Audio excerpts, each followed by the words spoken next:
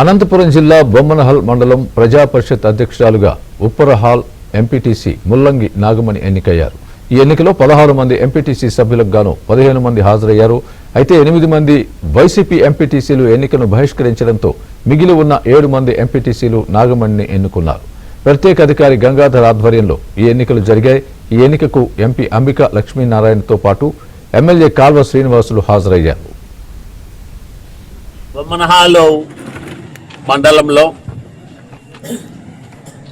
ఉప్పరహాల్ స్థానం నుంచి ఎంపీటీసీగా గెలుపొందిన ముల్లంగి నాగమణి గారు ఈరోజు ఎంపీపీగా ఎన్నికయ్యారు. వైసీపీ సమన్వయకర్తగా ఉన్న మెట్టు గోవిందరెడ్డి